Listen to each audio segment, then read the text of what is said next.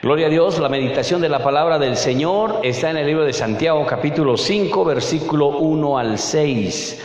Bueno, queridos hermanos, este pasaje de la Biblia está hablando acerca de los ricos, pero de los ricos injustos, a quienes habían de repente identificado que las riquezas que tenían venían por mala fuente, por fuente de corrupción, tal vez fuente de inmoralidad, y entonces así estos se habían hecho las riquezas. Entonces esta palabra está dirigido a ellos, a estas personas que se habían enriquecido por medio del engaño, la corrupción, la inmoralidad, la violencia, la mentira, y habían acumulado riquezas. Entonces hay una palabra de Dios para ellos.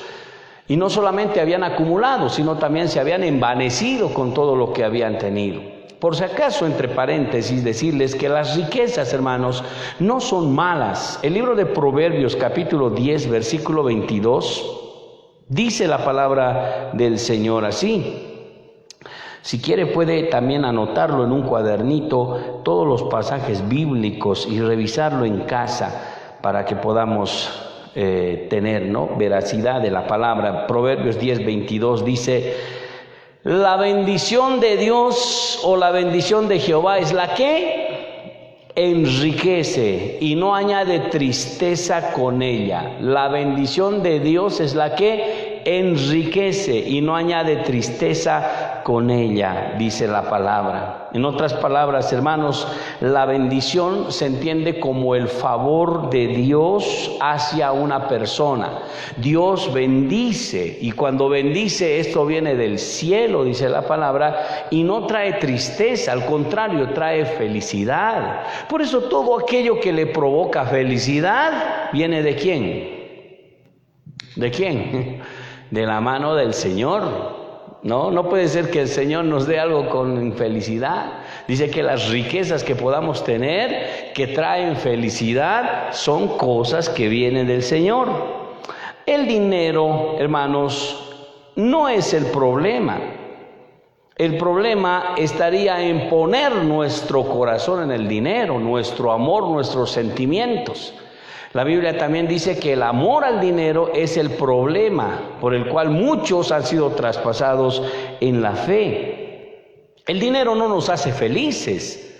El que nos hace feliz es el Señor, eso estaría diciendo, porque las riquezas posiblemente tengan cierto poder de influencia para darnos felicidad temporal y momentánea, pero en realidad el que nos da felicidad constante y permanente es nuestro Señor Jesucristo.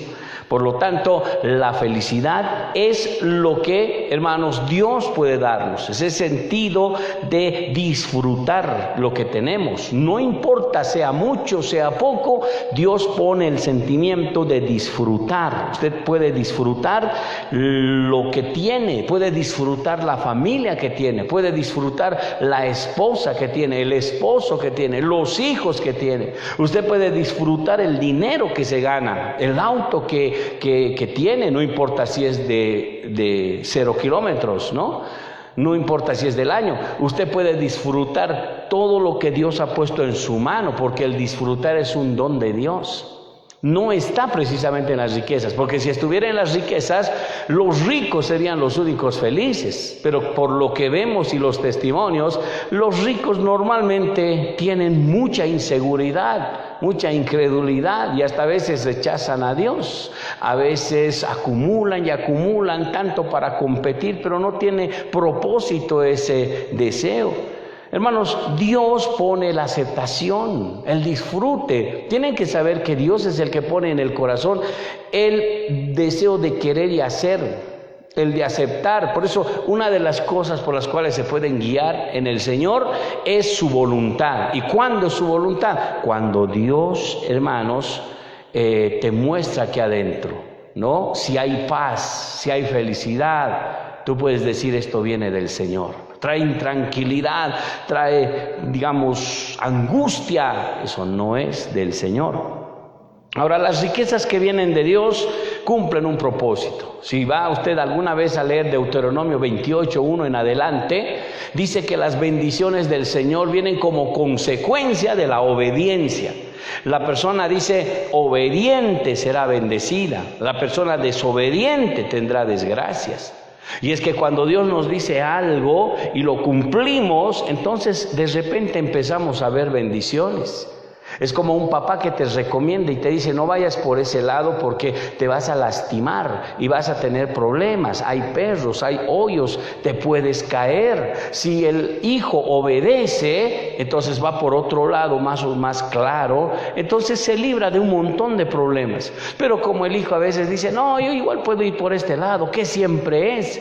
De repente lo asaltan, lo muerden, se cae y llega de repente mal y dice: ¿por qué a mí? Es por desobediente. La palabra de Dios, hermanos, es la manera en que Dios nos advierte. La palabra de Dios es la medida preventiva, nos advierte de las cosas que vamos a pasar. Entonces, obedecerle es bendición, es prosperidad. Por lo tanto, tenemos que comprender esto.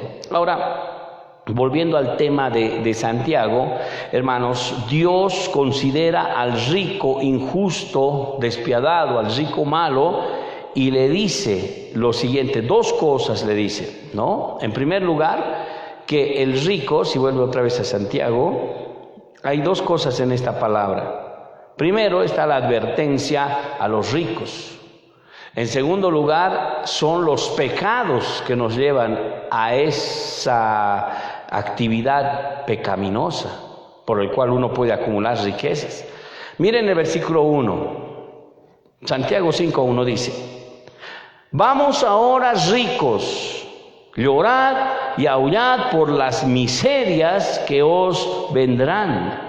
Dios, hermanos, les dice a los ricos: van a aullar y van a llorar, porque va a llegar el día que ya no habrá esa riqueza, al contrario, habrá miseria.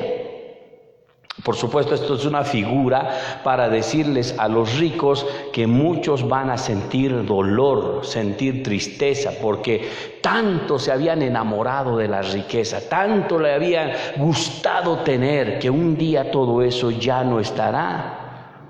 Hermanos, uno de los motivos por el cual he estado investigando los lobos aullan, porque son ellos los que aullan, es porque dice que un miembro de la manada que es más querido se va, ¿no?, de los demás, y los lobos empiezan a aullar como sentido de dolor, de tristeza, ¿no?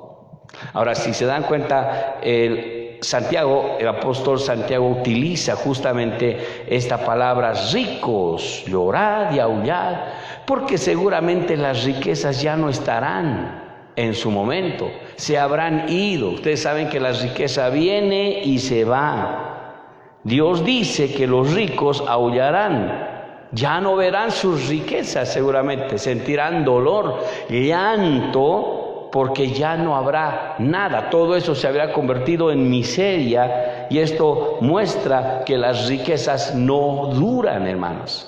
Si se han dado cuenta, ni los billetes duran en nuestro bolsillo, ¿no? Usted puede tener un billete de 100 bolivianos en su bolsillo y deje que pase una semana, ya no va a haber los 100, no sé en qué lo gastó, pero ya no va a haber.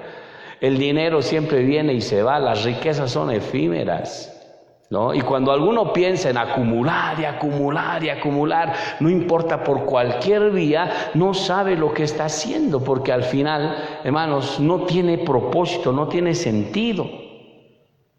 Les dice: van a sentir tristeza, van a sentir llanto, porque en el día del juicio esas riquezas ya no valdrán nada.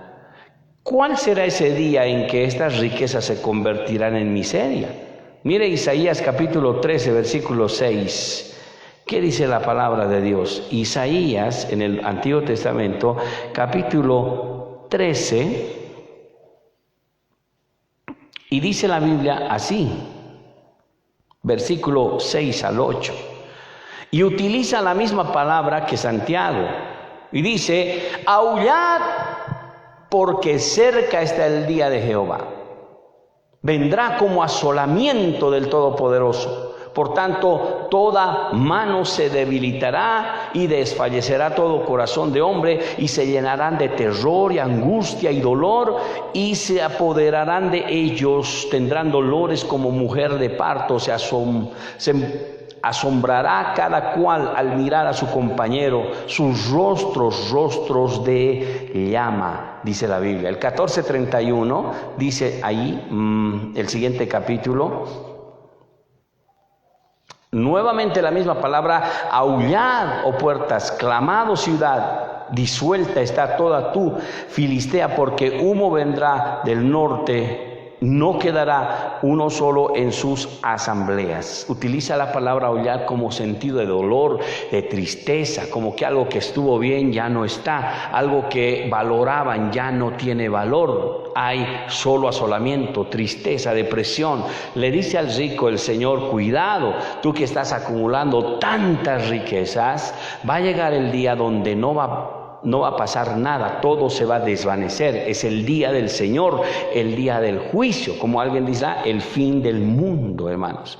Y la segunda venida del Señor es el día de la ira del Señor, y ese día las cosas van a cambiar. En Jeremías capítulo 4 versículo 8 dice la Biblia, Jeremías capítulo 4 versículo 8 dice: por esto, vestíos de cilicio, endechad y aullad, porque la ira de Jehová no se ha apartado de nosotros. ¿Cuándo es el día de la ira del Señor? Es el fin de los tiempos, cuando Jesucristo viene, cuando hace cuentas con la humanidad. En ese día, hermanos queridos, el dinero ya no valdrá nada. Por eso es el problema que tienen los ricos de acumular en tiempos finales. Estamos viviendo días últimos. No tiene sentido en este tiempo acumular. Por eso es importante, si vuelve otra vez a Santiago, capítulo 5, versículos 2 y 3, vea usted. Vamos ahora, ricos, lloren y aúllen por las miserias que vendrán. Y dice el 2, vuestras riquezas están podridas y vuestras ropas están comidas de polillas. Vuestro oro, vuestra plata está enmohecido, y su moho testifica contra vosotros, y devorará del todo vuestras carnes como fuego. Habéis acumulado tesoro para los días finales, dice. Qué tremendo. Aquí cuando la palabra de Dios dice, miren, vuestras riquezas están podridas, dice. Me he puesto a pensar por qué Santiago utiliza estas palabras. Las riquezas se van a podrir, las ropas se van a polillar. ¿Qué significa podrir? Ustedes saben que podrir es una palabra que significa descomposición, ¿verdad? O es cuando se pierde, digamos, el valor, sería biológico o químico, y se reduce a un estado simple, ¿no? Se ha descompuesto. La comida se descompone. Los cuerpos, nuestros cuerpos se descomponen. Todo pierde su valor. Todo, hermanos, es una de las leyes de la termodinámica. No importa cuál sea la molécula, la partícula, todo se descompone. Si bien se transforma al final, pero se descompone. Dice Santiago que el dinero también va a pasar ese problema, esa situación. Esto puede significar inclusive una palabra profética de la pérdida del valor del dinero en efectivo, ¿no? Y esto es claro porque va a llegar un momento donde ya no va a haber dinero en efectivo. Estamos entrando a un nuevo orden mundial cuya premisa es dejar, ¿verdad?, el dinero en efectivo, porque eso conduce a muchos beneficios para la humanidad. Si no hay dinero efectivo, hermanos, se cesan los robos, cesa la trata y tráfico de personas, cesa prácticamente el engaño, la mentira, el robo. Todo se convertiría en el dinero electrónico, y estamos entrando a esa era del dinero electrónico. Y creo que con esta crisis mundial pandémica van a reformularse algunas cosas y de aquí a unos años ustedes van a empezar a escuchar que el efectivo va a perder totalmente su valor y entonces solamente estará el dinero electrónico, que sería otra forma, otro sistema en el cual cada uno tendrá lugar a eso por medio seguramente de un dispositivo que tendrá en su cuerpo. Y qué casualidad, no es casualidad en realidad que la Biblia dice que en los posteros tiempos los seres humanos tendrán una marca en la mano derecha o en la frente para comprar y vender, dice la Biblia. Serán los días del anticristo, según la Biblia en Apocalipsis 13. Pero serán días donde la humanidad, como el carnet de identidad, lo tendrá ya dentro de su cuerpo, ya no habrá efectivo. Directamente las transacciones se harán por digital, ¿no? Y estarán de alguna manera trabajando, ganando y gastando por medios digitales. Ya no tendremos que dar vuelto ni nada por el estilo. Todas las tiendas trabajarán con una pequeña maquinita que pueda identificar, ¿no?, el chip que llevamos dentro. Y de esto se está hablando inclusive ya, ¿no?, cosa que hace años parecería que no se daría o ya es tema de discusión en las Naciones Unidas. Y algunos países han optado ya por eso, ¿no? Y han también recomendado de que si queremos levantar la economía mundial necesitamos entrar a otro sistema. Bueno, de todas maneras, aquí lo dice de una manera sencilla: el dinero se va a podrir, hermano. Y tal vez un día ni siquiera el dinero electrónico sirva, porque va a llegar el tiempo donde el dinero no va a poder comprar el agua, el aire, el tiempo, la salud, la comida. Va a llegar un día, hermanos, donde el dinero ya no va a poder servir para estas cosas básicas. Porque también encontramos en la palabra que en los días antes del fin va a haber ciertas catástrofes que van a terminar con lo que pueden ser estas cosas naturales. Y eso trae, por supuesto, problemas, como pasó con esta enfermedad, que trajo problemas, hermanos, a la economía mundial. Imagínense el Señor diciendo que antes de su venida, en el día final, el dinero tendría que podrirse, las ropas tendrían que apolillarse, dejarán de usarse, ni siquiera habrá reemplazo para otras ropas.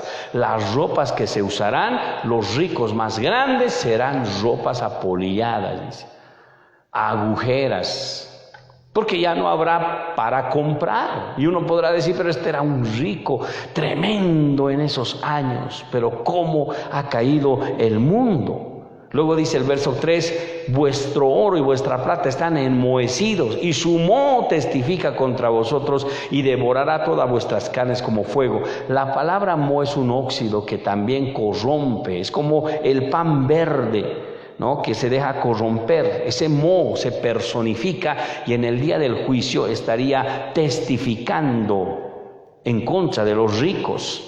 Y esta es una enseñanza para decir que ese moho estuvo presente todo el tiempo cuando estos empezaron a acumular y acumular sin detenerse a pensar en la necesidad de los demás.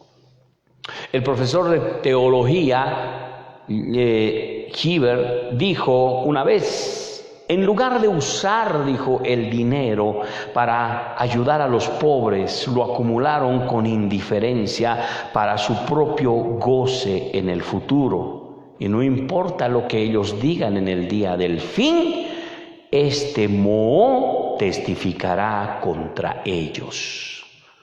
Porque de algún modo, hermanos, la misma riqueza testificará de toda la mala administración que hicieron los ricos y algunos ávaros. El testimonio de una mujer llamada Berta Adams, por ejemplo, dice que murió sola y desnutrida. Cuando entraron a su casa, vieron su cuarto, todo una suciedad, las cosas de aquí para allá, era terrible. Y dijeron, ¿cómo puede una mujer vivir en este lugar? Nada estaba limpio, todo estaba sucio. Pensaron que era una mujer muy pobre, pero cuando vieron debajo de su cama había 2 cajas grandes. En una de ellas había como 700 títulos de propiedad de bienes, más $600,000. En la otra caja había otros $700,000. ¿Y de qué manera estas personas comenzaron, hermanos, a darse cuenta cómo habían logrado tener tanta plata? Era como $1,000,000, pero que en realidad, hermanos, esta mujer vivía así, pobre. ¿Esto sabe cómo se llama? Se llama avaricia, hermanos. Tacas, fierrobolsas les llamamos, ¿no? No quieren soltar, prefieren ni gastar en ellos, ni gastar en los demás. No ven la necesidad, solo quieren acumular. Y la acumulación, hermanos, fue en realidad decisión suya de esta mujer, porque cuando esta mujer murió miserablemente. ¿No? Podía vivir bien. Inclusive si quería, podía compartir con los demás. Y podía estar tranquila, pero no fue así. ¿Dónde fue a parar su dinero? Yo no sé, pero tal vez fue a parar su dinero a otros fines personales. Tanta acumulación para que al final alguien se lo gaste, o por lo menos una parte. ¿Para qué le sirvió? A veces se piensa que acumular dinero es lo mejor. Sin embargo, Santiago dice, están acumulando dinero como tanto para que un día la ira venga sobre ustedes, ¿no? No están acumulando dinero, están acumulando ira. ¡Qué tremendo! Hermanos, Sofonías 1:18 en el Antiguo Testamento dice, Sofonías es un libro del Antiguo Testamento, los profetas menores. Sofonías capítulo 1, versículo 18 dice así: ni su plata, ni su oro podrá librarlos en el día de la ira de Jehová, pues toda la tierra será consumida con el fuego de su celo. Porque ciertamente destrucción apresurada hará de todos los habitantes de la tierra. Estamos hablando del día de la ira del Señor, donde el dinero, el oro y la plata no podrá salvarlos, no podrá librarlos, porque toda la tierra será consumida por fuego. O sea, va a llegar ese tiempo, hermanos. Entonces, primera cosa que Santiago está diciendo es, de nada les sirve acumular. Existen personas, hermanos, que tienen dinero que no pueden, hermanos, no les alcanzaría la vida para gastarlo, pero entran en la competencia de los más ricos. Tenemos 700,000 millones de dólares. Imagínense eso, 500,000 millones de dólares. ¿Sabe lo cuánto significa eso? Significa tener 1,000,000, después 2, 3, 4, 5, 100, 200, llegar a 1,000 millones y luego tener todavía unos 40 o 50,000 millones de dólares. 600,000, 700,000. La pregunta es, ¿para qué les sirve? Que es una incoherencia total, hermanos, cuando hay gente que se está muriendo de hambre. ¡Qué tremendo! Hay niños que se están muriendo de hambre y no han comido todo un día. Mueren de inanición, mueren de desnutrición. Realmente es una incoherencia total en nuestro mundo. Por eso el Señor dice, ¡ay de ustedes, ricos! Vayan, aúllen, lloren. Un día todo lo que han acumulado no valdrá nada.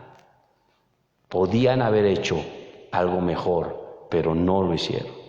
¿Cuáles son los pecados? Ahora voy a entrar a lo segundo, que les llevó a ser así a estos ricos. Vuelvan a Santiago, por favor. Santiago capítulo 5.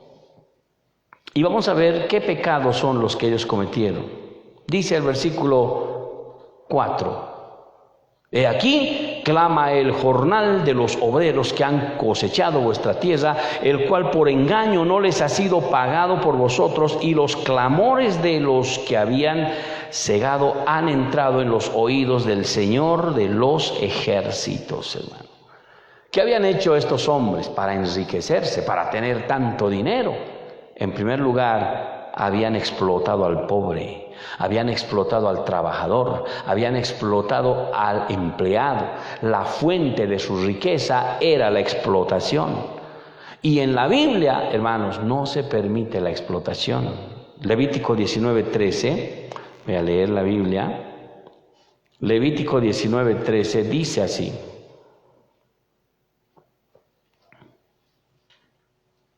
dice, no oprimáis a tu prójimo, ni les robarás. No retendrás el salario del jornalero en tu casa hasta mañana, dice. Hermanos, en el sistema hebreo, el pago a los trabajadores era por día.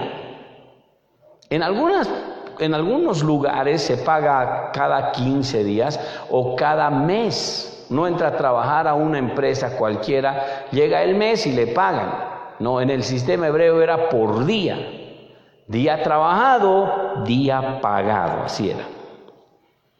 Y se imagina retener el salario de un día, era privarle de comida al día siguiente. Era un gran pecado, hermanos. Deuteronomio 24, 14, 15 lo dice de esta manera. Deuteronomio capítulo 24, versículos 14 y 15 dice: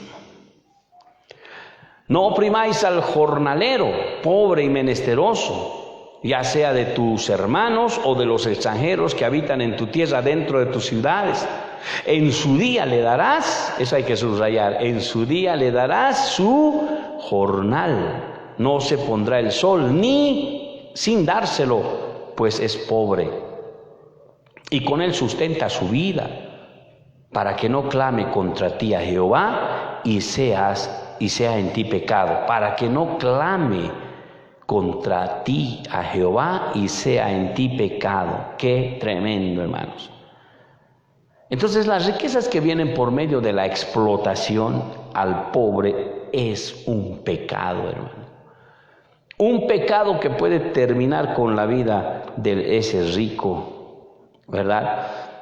Y el problema no es el ataque al que tiene dinero, es al que engaña, al que explota. Y hay muchas riquezas que han venido por ese medio, hermanos. Y en el mundo existen muchos ricos que se han engrandecido con el trabajo de los otros, con el engaño de los otros. Algunos ni les han pagado, ¿no?, el salario, algunos les deben de 5 o 6 meses, no les han pagado, algunos otros les privan de sus derechos y privilegios. La pregunta es, ¿acaso Dios no escucha? Dice, pueden ellos clamar a mí y será pecado. Dios puede hacer justicia. ¿Cuántos dicen amén?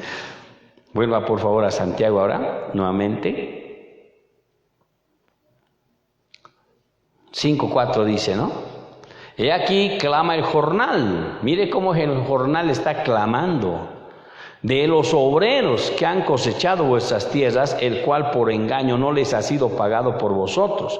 Y dice, y los clamores de los que habían segado han entrado en los oídos del Señor de los ejércitos. Por lo tanto, cuando alguien se sienta defraudado, hermanos, a veces ir al Ministerio de Trabajo, no sé si es que tiene caso. Uno va al Ministerio de Trabajo, no quieren pagar, me han engañado, no sé, a veces lo hacen burlar, le dicen que venga otra vez y al final no le hacen pagar, o al final le hacen pagar la mitad, entren de acuerdo, o finalmente no lo toman en serio. Pero tengo que decirle, frente a todo esto, hay un Dios todopoderoso que había sabido escuchar las injusticias que se hacen. Y Dios tiene poder para hacer la obra, hermanos. Cuidado que los obreros puedan clamar, puedan orar por las injusticias. Y las injusticias van a traer la justa retribución. ¿Sabían que el que hace injusticia será castigado por el Señor? Hay ricos que podrían ser castigados por el Señor por causa de esto. Primera Tesalonicenses, capítulo 1, versículo 6 dice: y vosotros vinisteis a ser imitadores de nosotros y del Señor, recibiendo la palabra en medio de gran tribulación, con gozo en el Espíritu. Primera Tesalonicenses, ¿sí estamos en? ¿Sí, no? ¿No es el pasaje? Tal vez es 2, a ver, vamos a ver. Voy a ir a segunda, 1:6, dice, segunda Tesalonicenses 1:6, ahora sí. Esto hay que tenerlo en mente, porque es justo delante de Dios pagar con tribulación a los que os atribulan. Es justo pagar con tribulación a los que atribulan. Es como decir, es justo pagar con violencia a los que son violentos. Es justo pagar con engaño a los que engañan. Por eso, hermanos, cuando engañamos, alguien nos engaña también. Cuando farseamos, cuando hacemos algo indebido, seguro que alguien nos lo hará también. Es justo. Para no decir, ¿no? Qué tremendo. Hay que tener cuidado. ¿Cuánto dicen amén? Quiero terminar, por favor, Santiago otra vez, capítulo 5. Estamos ya terminando este pasaje. Veamos el versículo 5, dice: habéis vivido deleite sobre la tierra y sido disolutos, habéis engordado vuestros corazones como en el día de la matanza, dice. Ellos habían disfrutado tantos de todos los placeres y deleites, hermanos, pero todo ese disfrute era en función del sacrificio de los pobres. Y esto era un pecado de insensibilidad, de dureza de corazón, de dureza de cerviz. Y esto los estaba preparando para el juicio, ¿verdad? Por eso es como decir, se está engordando a la gallina para matarla en Navidad o en Año Nuevo, ¿no? El versículo 6 dice: habéis condenado y dado muerte al justo, y él nos hace resistencia. O sea, a veces ellos son mansos, no hacen problemas, o finalmente si hacen no tienen fuerza, porque para entrar en demandas en cualquiera de esas cosas necesitan dinero. Lo primero que pide un abogado es dinero. Y a veces un pobre dice: ni que lo dejo en las manos del Señor. Dice, no tengo para estar pagando para poder financiar un juicio. Y se quedan con eso, hermanos. Quiero terminar con 1 Timoteo 6:17. 1 Timoteo 6:17. Y pues, finalmente, hermanos, la riqueza que viene por medio de la explotación del pobre es mala, pero la riqueza que viene por medio del esfuerzo, la disciplina, el trabajo, la diligencia, es buena. Y cuando uno se esfuerza, uno comienza a producir y de repente comprende riquezas, esas no están en este caso, porque es una justa retribución al esfuerzo que uno ha hecho. Y esas riquezas pueden ser de la mano del Señor, porque cualquier cosa que se haga en justicia y produce, esas vienen de la mano del Señor, y muchas de esas vienen con mucho esfuerzo y sacrificio. Pero cuando hay riquezas de esta magnitud, ve el versículo 17, ¿qué dice? 1 Timoteo 6:17 dice: a los ricos de este siglo, cristianos, ¿no?, manda que no sean altivos, ni pongan su esperanza en las riquezas, las cuales son inciertas, dice, sino en el Dios vivo que nos da toda todas las cosas en abundancia para que las disfrutemos. ¿Sabe qué le pide Dios a los ricos, conscientes cristianos? En primer lugar, que no pongan sus esperanzas, su fe en el dinero, ¿verdad? Que pongan más bien su fe y sus esperanzas en Dios, porque las riquezas son inciertas, vienen y van. En cambio, Dios es permanente, constante. Él nos da esperanza, ¿verdad? Y sobre todas las cosas, Él nos da la abundancia. Y no solo para que las tengamos, para que las disfrutemos. Por eso le decía al principio, disfrutar es un don de Dios. Cuando viene de la mano de Dios se siente feliz y eso va a ir bien por siempre. Dios va a bendecir eso. Pero cuando viene por otras fuentes trae aflicción, problemas, situaciones adversas y hasta uno termina en la cárcel y mal, porque son riquezas mal habidas, hermanos. Entonces uno tiene que tomar decisiones, ¿no? Rechazar lo que puede ir por ese lado, aunque significa una tentación para muchos, entrar en inmoralidades, corrupciones para tener más, sabiendo que es un día se va a perecer, va a pasar. Pero podemos tener las riquezas de parte de Dios para que podamos, como dice el 18, a los ricos manda que hagan el bien, que sean ricos en buenas obras, dadivosos, generosos, atesorando para sí buen fundamento para lo porvenir, que eche en mano de la vida eterna. Al rico lo que le debería interesar es la vida eterna, entrar en el reino, utilizar sus riquezas para bendecir a los demás, que haga buenas obras, que sea dadivoso, que sea generoso, porque todo tiene un propósito y finalmente entrará ampliamente al reino de los cielos. Finalmente, hermanitos, para los ricos es difícil entrar al reino de los cielos porque justamente ellos confían mucho en el dinero. Y Jesús dijo, es más fácil que un camello entre por el ojo de una aguja que un rico en el reino de los cielos.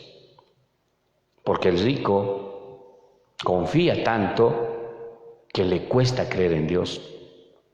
Pero el rico que se da cuenta que con el dinero no se puede comprar casa, familia, felicidad, hogar, ese, hermanos, es el que puede entrar al reino de los cielos y puede ser bendecido por Dios, porque no hay nada imposible para Dios, hermano.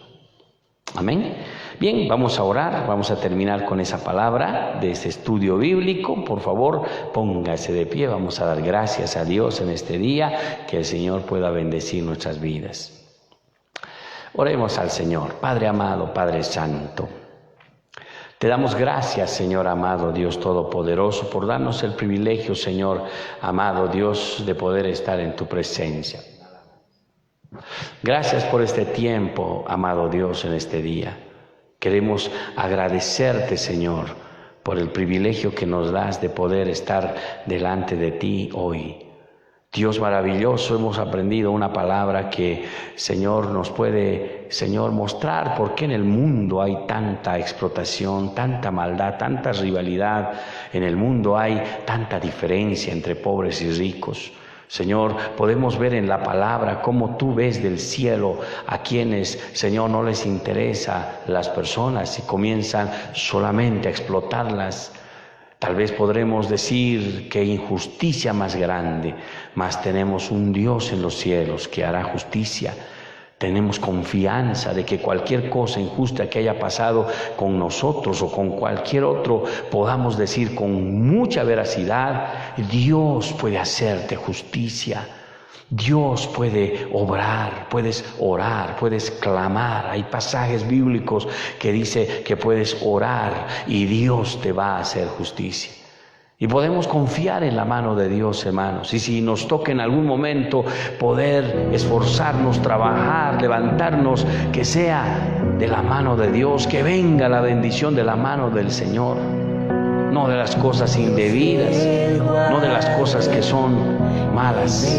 Al contrario, que Dios pueda bendecir grandemente nuestras vidas. Gracias por este tiempo, amado Dios. En el nombre de Jesús, Señor, en tus manos encomendamos este tiempo, Padre.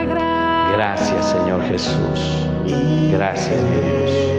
Puede levantar sus manitos, darle gracias a Dios en el nombre de Jesús y decirle: Señor, líbrame, Padre, ayúdame a administrar bien el dinero, la economía. Ayúdame, Señor, a administrar bien, Padre amado, Dios Todopoderoso, las cosas, Señor amado, que pongas en mi mano.